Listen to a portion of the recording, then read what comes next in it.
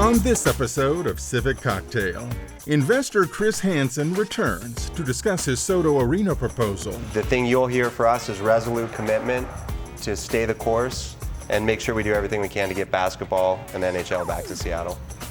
And our journalist panel ponders a new mayor. It's been 92 years in the city since we've had a female mayor, and I think people are saying, you know, it's 2017, it's time. Trump World. Monday's Trump disaster is completely swallowed up by Tuesday's Trump disaster. The Climate Accord. I mean, the environmental movement is so energized by that, and this is like declaring war. Plus, a surprise visit from Russell Wilson. We want to do everything we can to help this city and help this city flourish in the highest level possible. It's all coming up on Civic Cocktail.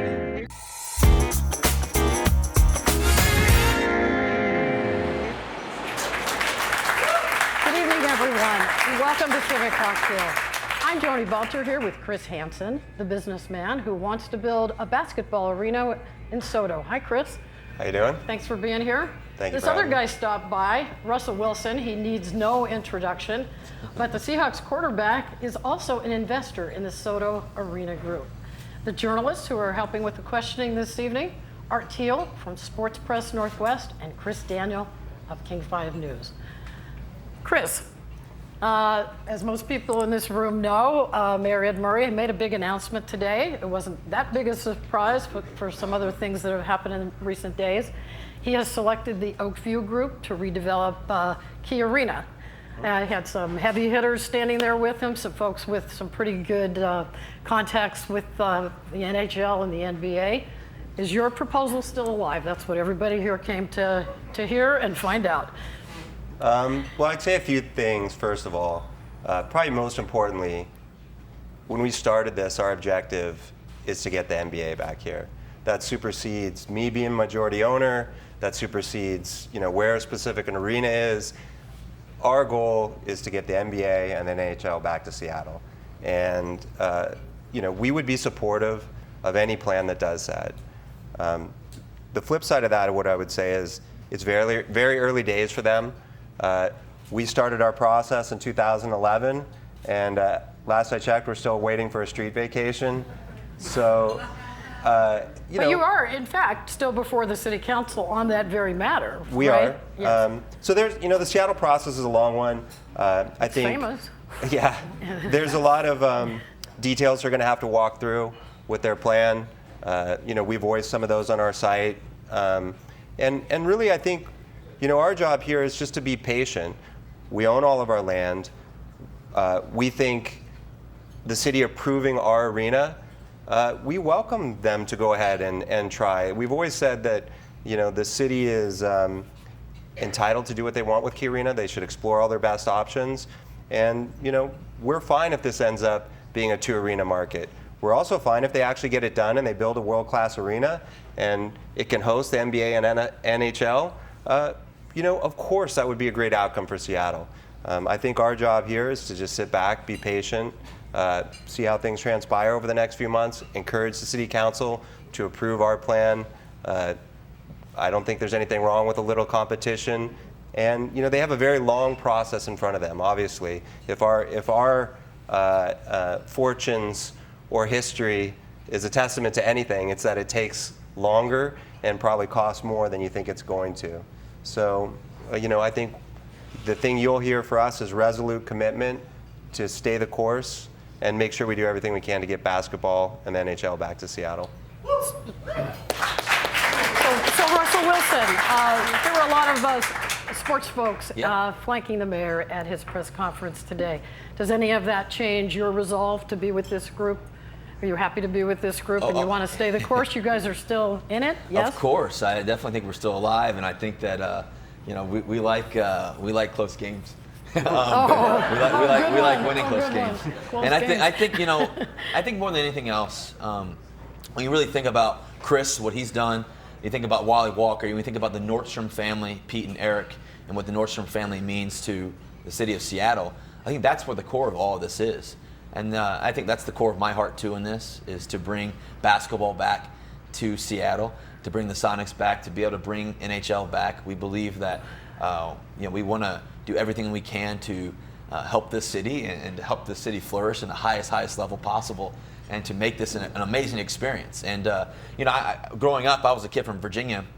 I wrote about this at one point, but I think it's important just to, when I think about my involvement too in this, growing up in Virginia, I remember I was 7, 8 years old, however young, and I remember wearing the green and gold jersey, green and yellow, and wearing the Sonics and cheering as loud as I possibly could, and watching Gary Payton and watching different players play, and that means something. And that history, that passion for that sport.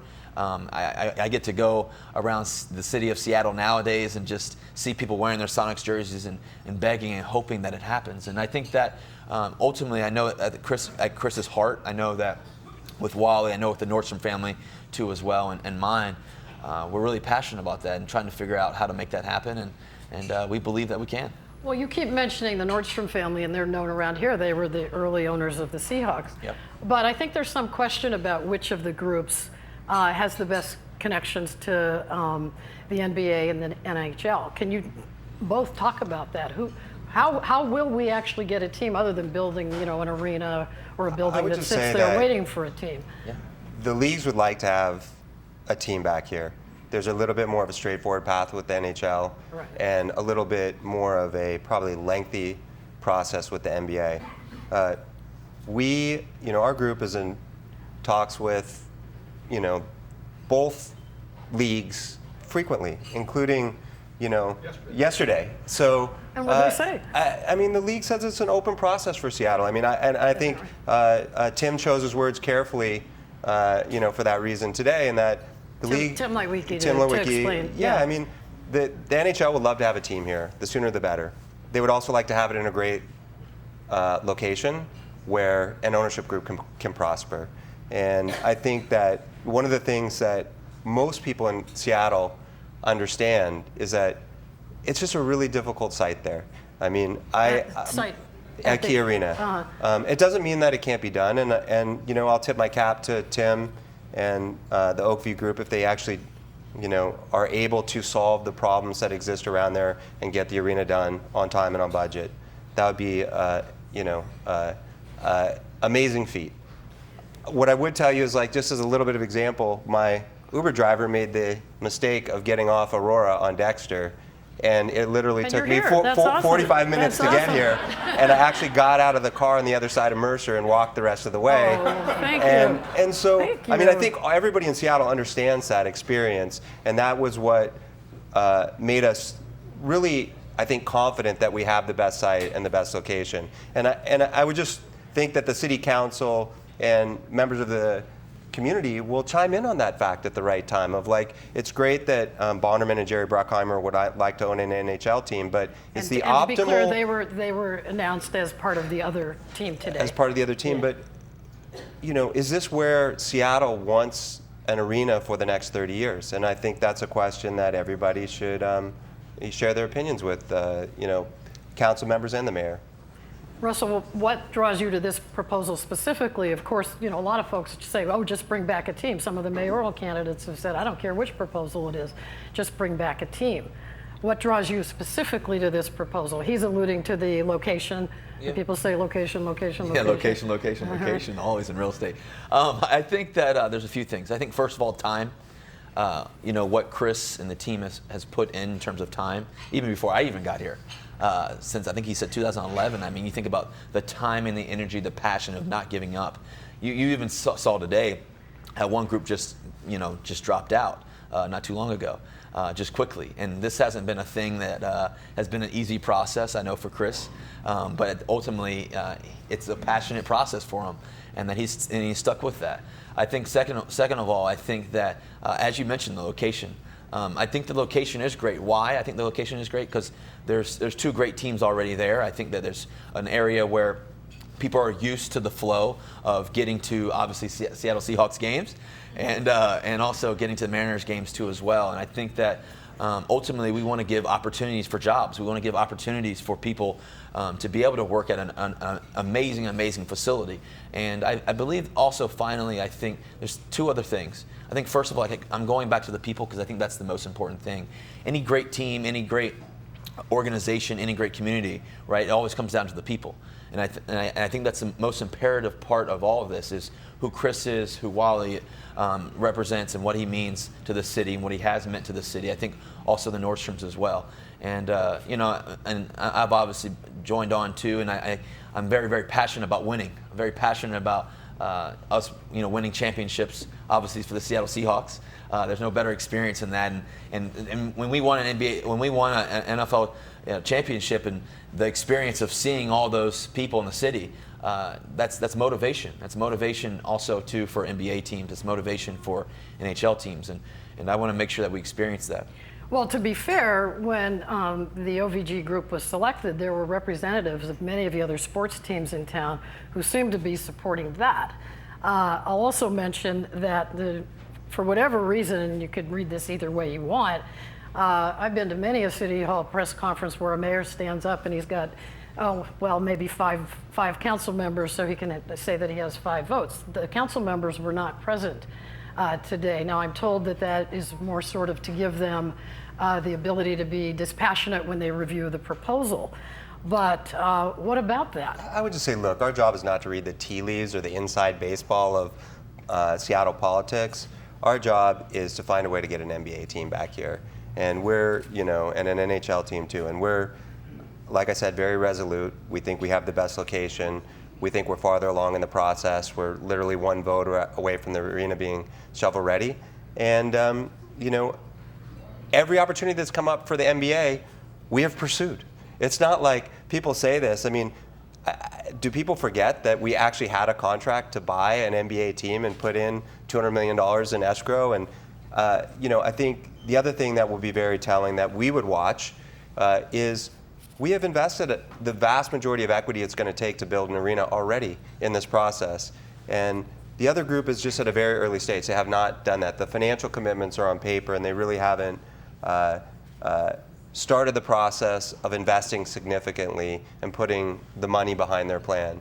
And so that would give us confidence. Obviously, if I think there's some challenges. I think it's going to cost more when the original redevelopment plan was put forward, and they said it would cost $175 million for a key arena, or $200 million. Yeah, I mean, we had done that work. We knew that was actually impossible. And I think when we look at what OVG is proposing and digging down and building a world-class arena and trying to put in 400 stalls underground, this is going to be a difficult process. Again, it's not that it's impossible, and it's not that a lot of money can't solve it, but I think that this is very early stages, and we should all sit back as constituents in Seattle and let their plan play out, see what happens, and then see if they can solve a lot of the problems that we need them to solve. If I'm going to a basketball game, I would like to be able to get there on time, find a place to park, and get out of there and get home at a reasonable time. And I think that is something we should all want. And so yeah, we'll sit back, watch, let's see what they do. And I think we'll know a lot more 6 months from now. So Russell, there was a kumbaya moment there at the announcement today whereby Tim Lewicki said, and I don't know if I'm pronouncing his name right, but anyway, he said, join us.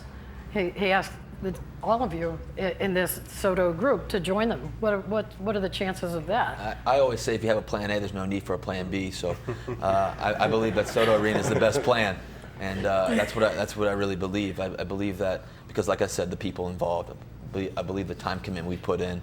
I believe that ultimately we want to make something special for the next generations to come. I want to make something special for Little Sienna, Little Man too as well, and there's everybody else involved. And I think that's real. And that's what we know. That's what we're dedicated to.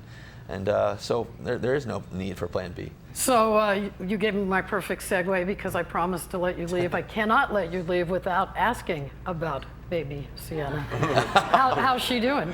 You guys put her up for this? Yeah. No, I don't take my cues from them. She's doing great. She's growing fast. It's amazing, when you think about new life, when you think about kids, and you got kids obviously as well, Chris, and you think about, yeah, no, right, he's got 4 kids, so I'm trying to catch up to Chris here.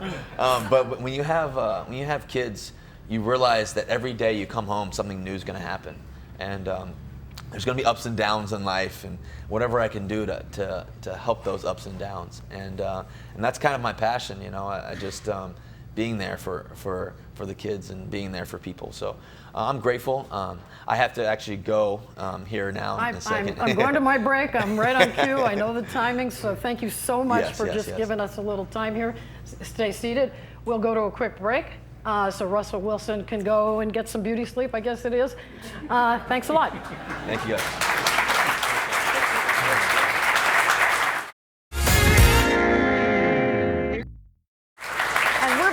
With investor Chris Hansen, but first, thank you to Russell Wilson for his surprise appearance here.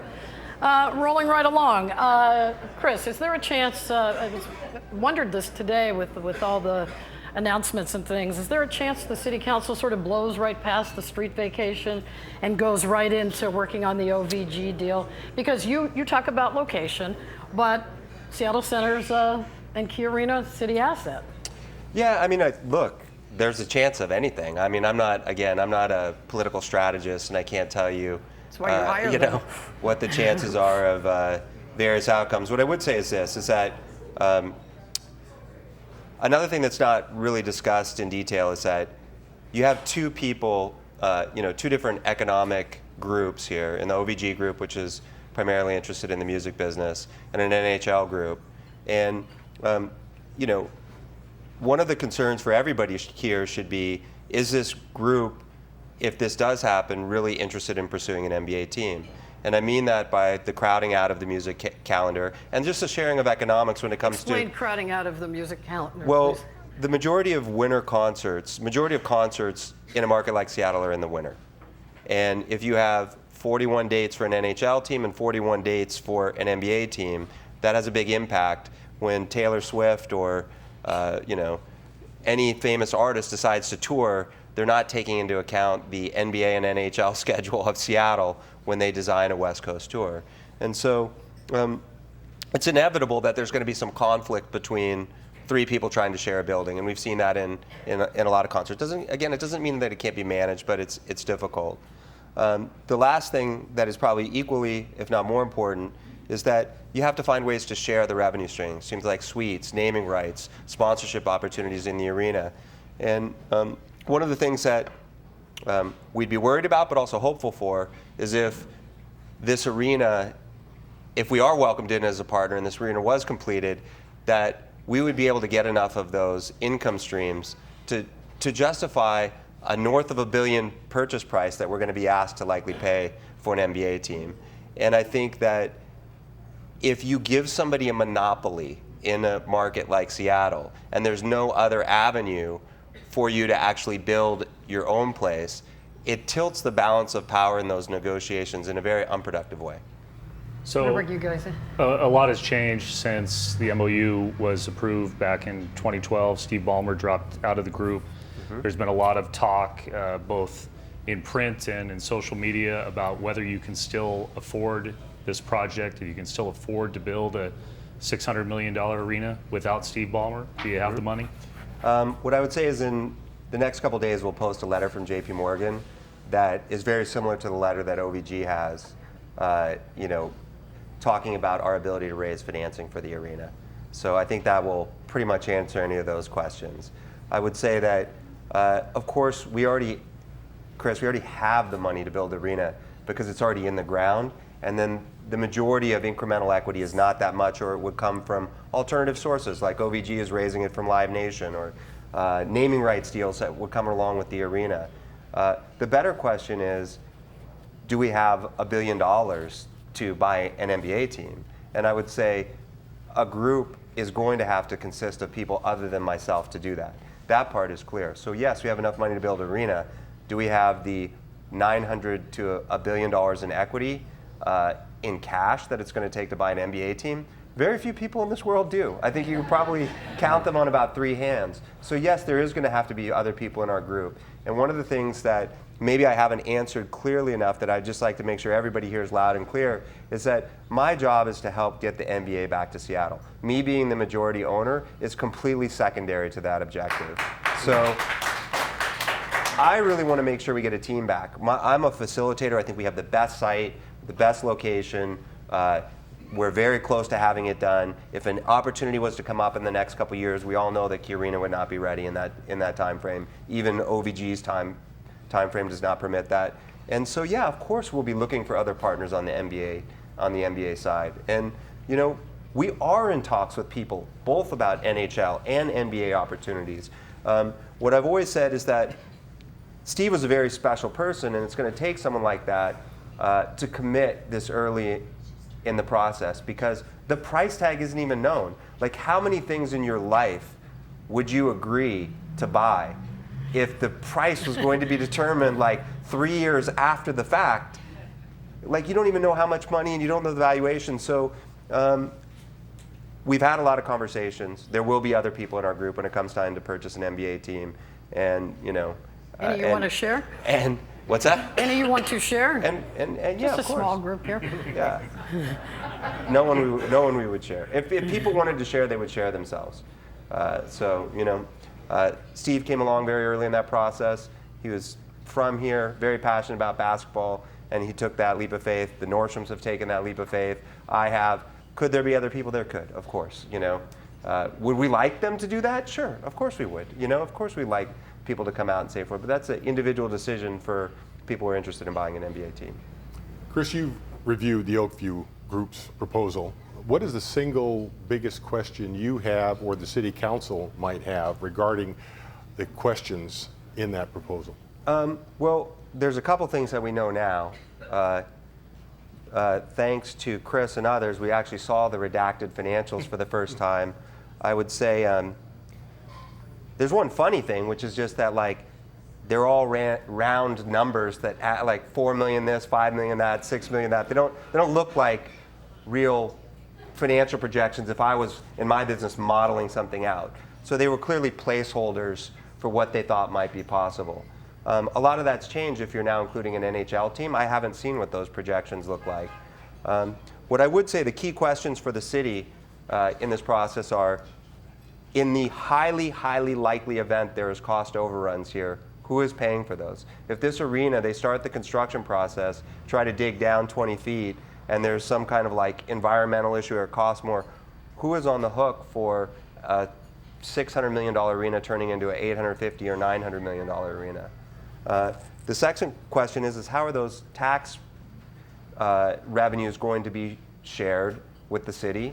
Things like parking, things like admissions tax, things like you know, facilities fees, things like sales tax on construction, things like sales tax on concession. The agreement was very, this was a very high level analysis. So you guys were both privy to us going through a very detailed process in that, in which every little single thing we did was raked over in finite minutia and argued over. And they should expect that. I would say the key difference for us is we're doing it all privately now. It's just irrelevant. We've asked for one thing, and that's admissions tax to be waived. We're not asking for it to be rebated, put back in municipal financing, anything like that. We're asking for the admissions tax to be waived, and we will do everything else privately. And again, we'll have a commitment letter showing that we have the financing in place to do that. I could follow up. Tim Lewicki today said, I asked him specifically, would you cover the cost overruns? And he said, yes. He also said that he has talked to you about joining, if it is in fact Key Arena. What do you recall about any of those conversations? Yeah, I've spoken to Tim Lewicki one time about 19 months ago, and that was before the street vacation.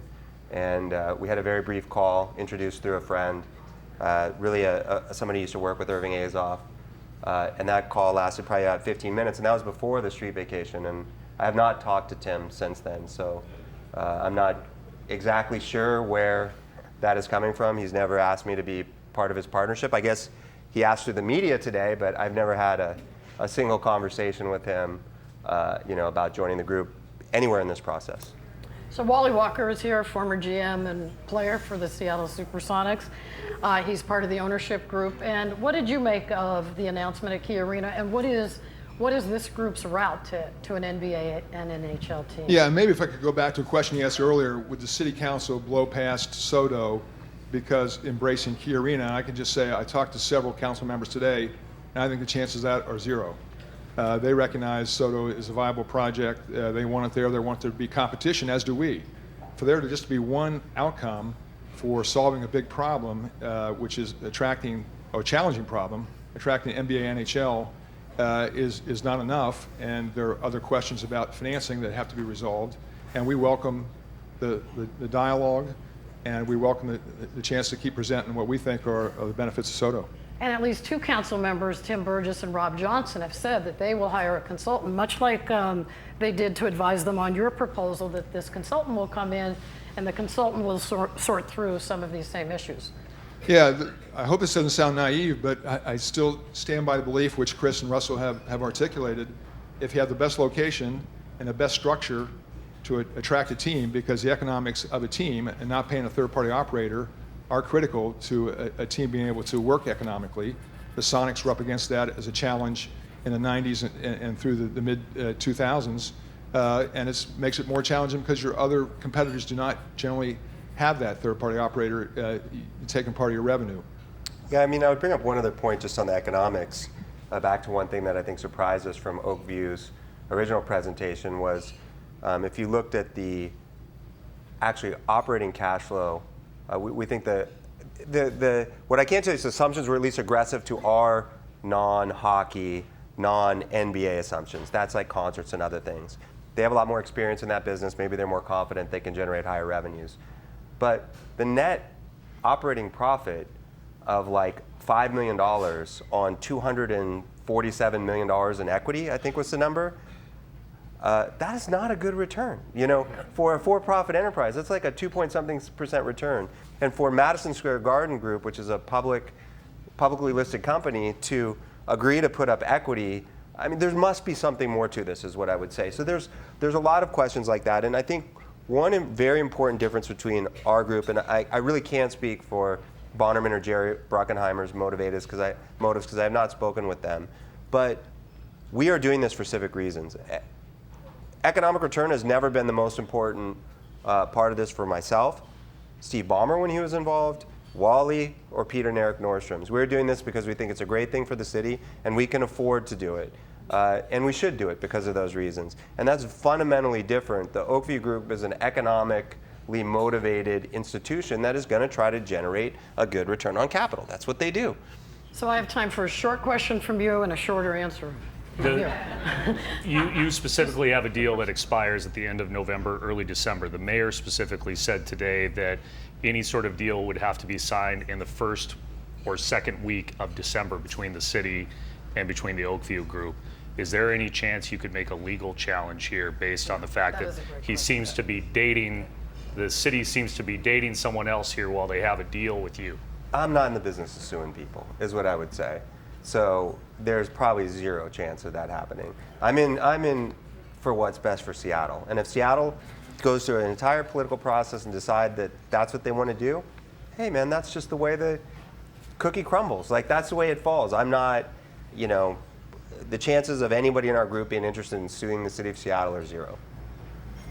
So I want to go back to something you said a few moments ago. You were talking about how this group is, you know, more oriented toward music. They use the phrase "music first." Does the fact that you get to say "sports first" win you any votes on the city council? You know, again, I'm not speaking for people on the city council. I can just tell you what's important to us and what I think is important to people in the city. I think if you were to rank these things, sports are more important. Like the fundamental, and you can see it in the momentum, the fundamental desire to get the Sonics back outweighs the other two. I don't think there's any question. If you conducted a survey of people in, you know, any walk of life, the vast majority of those people would probably choose having the Sonics back in Seattle first. There is some segments, of course, some people are really passionate about music, and there's obviously a lot of people that are really passionate about the NHL. But if we took a vote of the people in Seattle, I'm pretty sure it would be 70% get this Onyx back, and then the other two would trail, slightly behind that. So. Okay, so hold that thought. We are out of time, but coming right back with our journalist roundtable. Thank you so much, Chris. Thank you.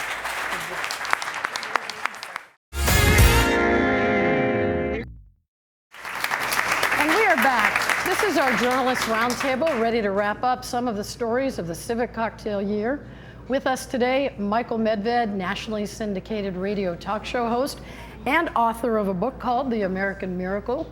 Erica C. Barnett with the C is for Crank blog, and C.R. Douglas from Q13. So how would you each handicap the upcoming mayor's race? Use a word different than crowded, because there are 21 candidates, as we all know, in this race. Is the right word diverse? Field. Very good.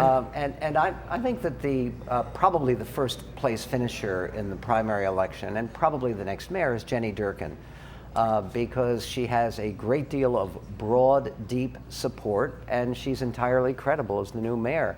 And I would expect her opponent in the general election will be Mayor Mike McGinn. Did you know Mike McGinn is in the audience here this evening? I did not. Yes.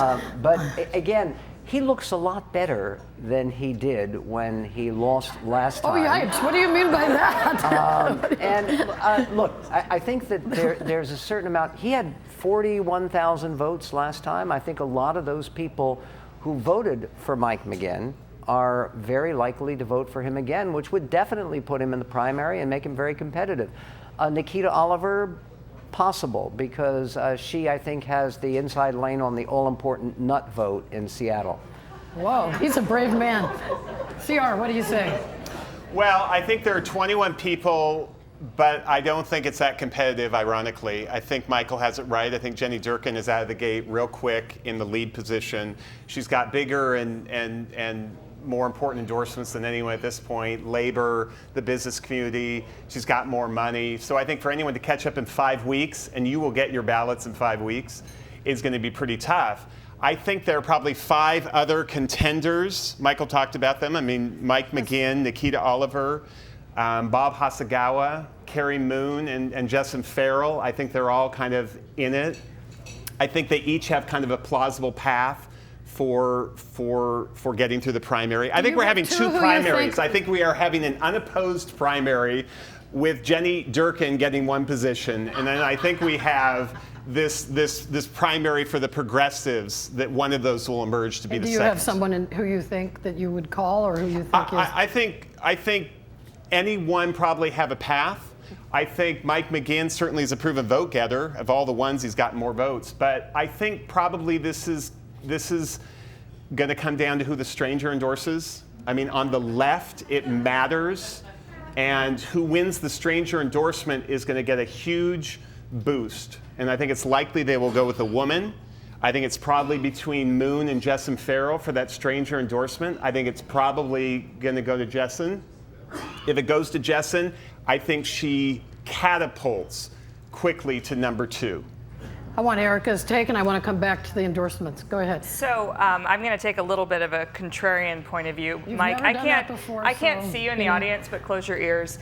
I think that somebody who got 29% of the vote as an incumbent is unlikely to make it through, particularly without the stranger's endorsement, and I don't believe he will get it this time. He got a big boost the last time around. They put him on the cover, I think, in the general.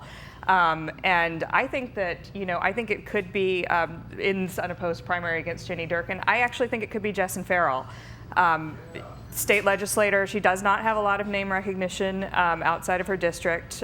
She's well known in her own district. But she is well known in her own district, and she quit to run for mayor full time, and she has told me she plans to raise $250,000 right off the bat. Who knows if she can do that, but to get on TV and really get her name out there. I think Nikita Oliver, if she does get that endorsement, she will definitely be sort of the protest candidate for people who support Shama Sawant and that kind of part of the left in Seattle. But I think a lot of those people, I think this also argues against McGinn, because I think a lot of those folks supported McGinn last time and are now in a space where they want a woman, they want a progressive woman, and that's just kind of where the direction's going. It's been 92 years in the city since we've had a female mayor, and I think people are saying, it's 2017, it's time. So that's really what it's about. It's about having 2 women finalists. I mean, what do these other candidates need to do to get through the? If you all say that it's Jenny Durkin to start, for sure, but to get the other position. See, I think that a lot of the TV and the information and the campaigning is going to make a difference in the general election. But in the primary, so much of it is about name recognition. And I think that people would be very wrong. And organization when you have something like smack in the middle of the summer after we've had almost the longest winter ever. Right, exactly. Like but again, if with 5 weeks to go before the ballots arrive, and I think most people are just kind of sort of waking up to this. And when you're looking down and you're looking at a crowded ballot, oh, McGinn, I know that name. I remember him. People remember voting against him. Well, that's true, but again, enough people will remember voting for him, at least in the final election, in the general election, that I think that in a crowded field, what do you think for the second poll position? 25%? Less than that, I think. Yeah. I think 21. you could probably get through with 12 or 15%. Listen. So look, by the way, Mike McGinn works on the radio station Cairo that's down the hall from me, and you know what? He's a nice guy, and he's all right. he is, and that counts, I think. I mean, people forget. Once upon a time, when we first moved here in 1996, everybody talked about Seattle nice. And I think coming particularly out of some of the ickiness of this current political season and the local elections, it'd be awfully nice to get some of that back. I think what's really great about this race is that we do have sort of 6 actually good and interesting contenders for people to choose from, whether they're on the far left with Nikita, whether they're on what passes for the right in Seattle with Jenny Durkin, who's going to be, sort of the Seattle Times establishment candidate.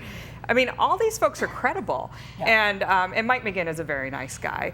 I think that there really is a range of good candidates to choose from, and that's not something we've always had. Because of the odd circumstance of how we got to this race, it started late for everyone, right? So we're having this British 5-week election. I mean, it's really tight. And Michael is right. Name recognition makes a huge difference. You can't just become known in 5 weeks. It's very hard. The problem with McGinn, of course, is it's a comeback story, and those are tough. They often don't work. I mean, the best comeback story in our state is Slade Gorton. If you were here when Slade lost in '86, right, but he turned around and won again the Senate seat 2 years later. And he was considered aloof, didn't listen, was done with people, and he turned that around. He did this whole listening tour of the state, got new glasses, schmoozed with people. I mean, he really did. The glasses was and the thing, people right? believed that there was this change. Mike McGinn, whether fairly or not, is tagged this divisive character, and he's got to show that he's changed his style. He's a new man. Well, he said that on the radio. I was sitting right next to him when he said that. And whether you can do that in 5 weeks, I don't know.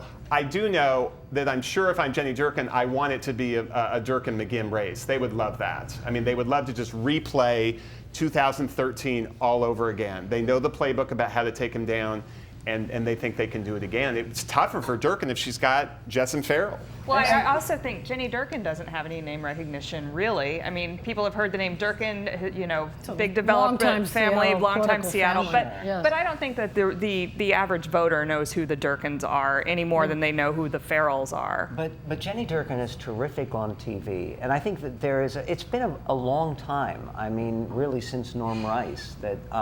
Seattle has had a mayor with a strong national profile.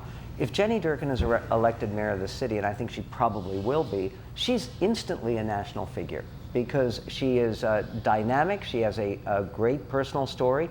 She's a progressive at the same time. She's a tough prosecutor and somebody who's identified, I think, with some of those public order issues that I think are very important to voters, and particularly in this election. And if she wins, and I think it is likely that she will, I think there's going to be a lot of excitement and a burst of energy, and I think it'll be good for the city. So there were 2 references here so far to what editorial boards might do or the impact. I would like each of you to tell us, do the endorsements matter in the primary and in the general, for that matter? In this primary, I think they do. When there's 21 candidates on your ballot and you're looking at it, and in fact, I saw one of them who was trying to get in earlier and was turned away.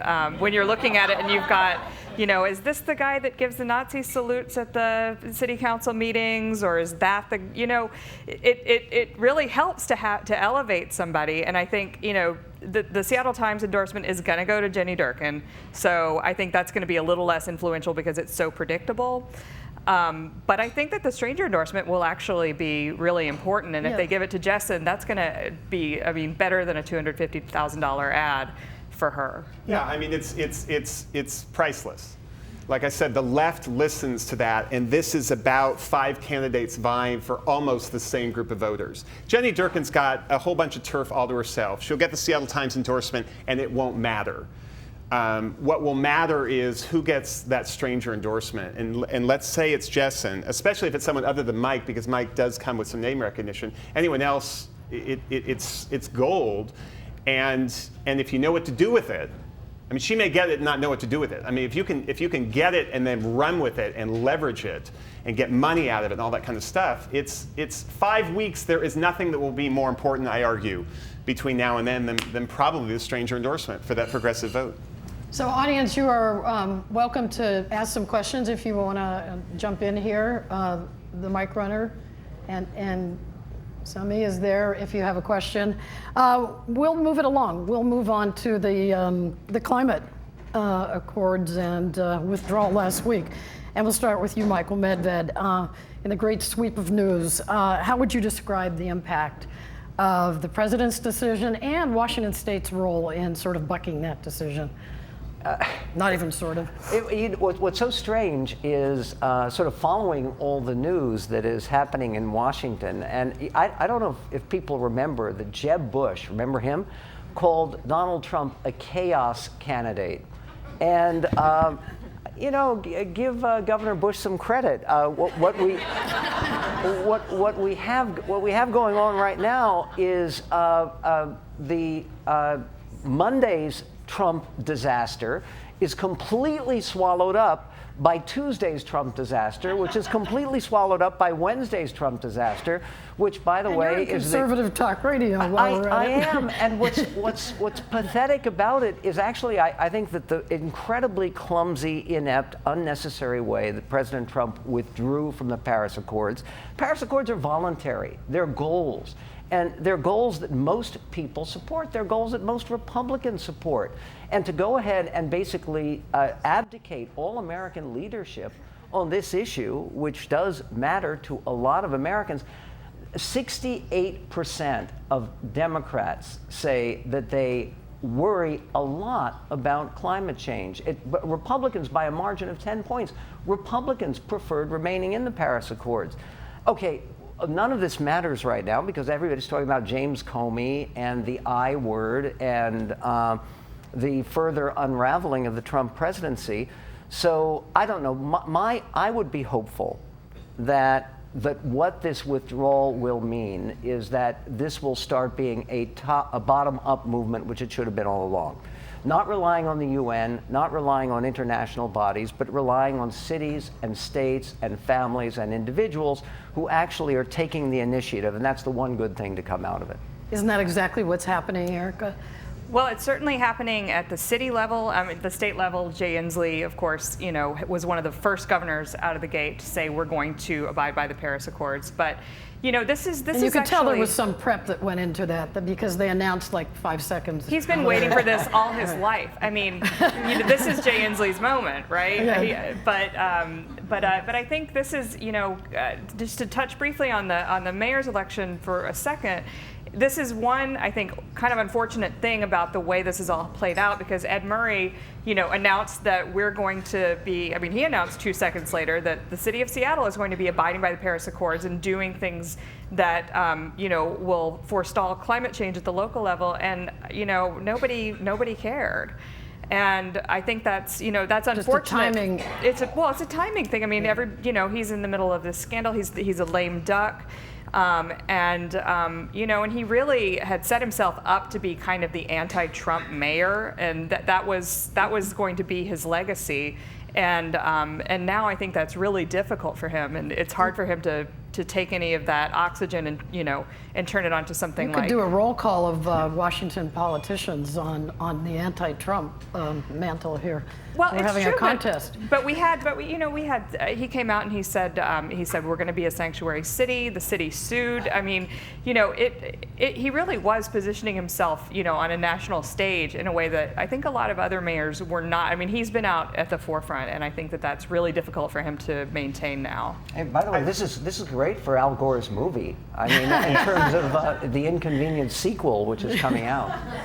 I wouldn't say anything more on that, except that other than the travel ban, I think the climate pullout, the Paris pullout, hits kind of the heart of a really identifiable group. I mean, the environmental movement is so energized by that, and this is like declaring war with them, and they are going to declare war back.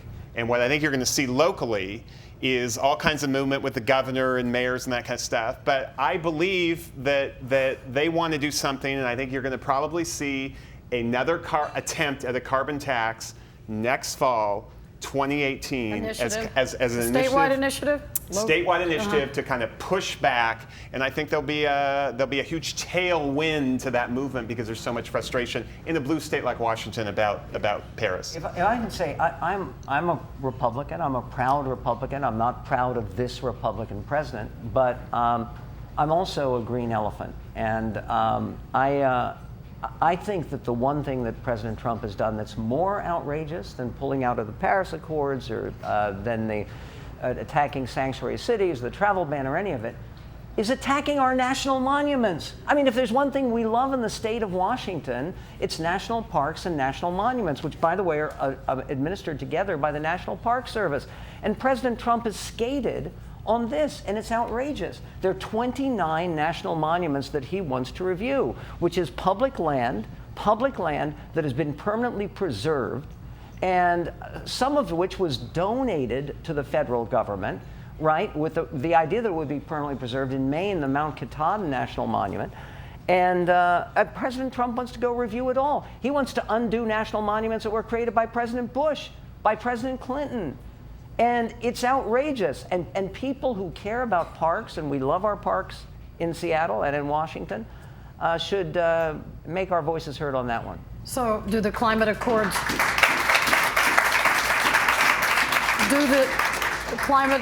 the withdrawal from the climate accord, is that going to be the hot issue of the 2018? Because I heard somebody say 2018 congressional and Senate races here. It's going to be impeachment because I think the Democratic Party, I think it's a big mistake for Democrats. I do.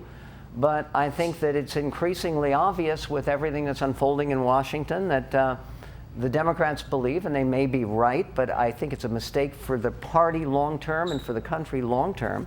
They're going to be running to try to get enough members of the House to pass articles of impeachment against President Trump. I think that'll be the issue. So city income tax, Erica, the city council is expected to take that up soon. Do you think, is this a real proposal, or is this kind of, just a way of making a statement and going to the Supreme Court to get a reading? I think it's somewhere in the middle. I mean, if you're going to the Supreme Court, it's because you want the a particular outcome. But I think that the goal is obviously to make a statement about our progressive values here in Seattle. But I mean, would there actually be an income tax? I mean, isn't it a statement and then who knows what the Supreme Court will say? But it hasn't really been tested. There's different aspects of the law have been tested in the 1930s and the 1980s. Yeah. I mean, everybody's calling this a test case. There's no case yet, of course, but the assumption is it's going to go forward. But I think there's also, an element of wanting to build a movement, wanting to, make this our big next progressive issue. I think they erred a little bit in the particulars of the tax that they're proposing. It's only on people who live here, which seems a little bit both, unfair, and it's not going to bring in as much revenue as taxing people who work here. But in any case, I think, if it could be upheld, and if not, we're going to be the liberal bastion that we always are in this movement to do income taxes in other places too, because it's not going away. Listen, this is the attempt to get a statewide income tax. And the people pushing this have been frustrated over the regressivity of Washington's tax code and have been trying to get Olympia for years and decades to change it, and they haven't. So look at the minimum wage model. Same thing. They were trying to get Olympia to pass minimum wage, do something, and never had any action, so they went to the city level. And I argue that you would have never gotten a statewide minimum wage measure passed a couple years ago if you hadn't had some experience with cities doing it in Washington. I mean, you had SeaTac, Seattle, Tacoma at that point. The sky hadn't fallen down. There was something to look at and talk about in the campaign. I mean, it sort of broke the ice. That is what they were trying to do with the income tax. I mean, if you can get a couple cities to impose an income tax and the sky doesn't fall down and businesses don't move out and all that kind of stuff, that is their way of generating the conversation statewide. That's exactly what they're trying to do here. And let me say, I think you've helped to answer a question that a lot of us on the Republican side of things have all the time, is how are we ever going to elect a Republican governor in this state? That's how. By people pushing for the statewide income tax, which is a ridiculous idea. People have rejected it again and again and again. It's ridiculous. It's so ridiculous that most states have one. I understand. And Washington, if you take a look at the 9 states in the United States that do not have a statewide income tax, Washington is the only blue state in that group. And that's one of the reasons that the growth rate has been the way it's been in this state, and why the economy has been so positive. And again, I think that if the legislature did the only one thing that it could do, which is put this to a vote of the people, what'll happen is what's happened before, and it's happened before, and it'll happen again, which it will be voted down. I don't believe the people in Washington, including most people in Seattle, believe that the big problem in this state is they aren't taxed enough. I think, though, that, CR, you looked up the Seattle precincts and how they voted on it. Yeah, I mean, I think if you put to a Seattle vote, it would probably win. But I think Michael's right. I mean, it's been on the ballot, 7, 8 times. We have this odd relationship with the income tax, and it doesn't really make sense. Because as Michael points out, there are 47 states, 42 states, whatever, that have an income tax. 41, I mean, Alabama has an income tax. Texas has an income tax. No, Texas does not. Oklahoma has an income tax. Mississippi has an income tax. I mean, all kinds of. And look how well it works for them. I don't necessarily care if we have it or not, but I'm just saying it's not really a red-blue issue. I mean, there is this odd, unexplainable reason that Washington doesn't do it. I don't have a great answer. I asked for an audience question, and we've got one. Okay. Hello. Hi. Besides being in favor of an income tax, I have a different question, and it has to do with the prior panel.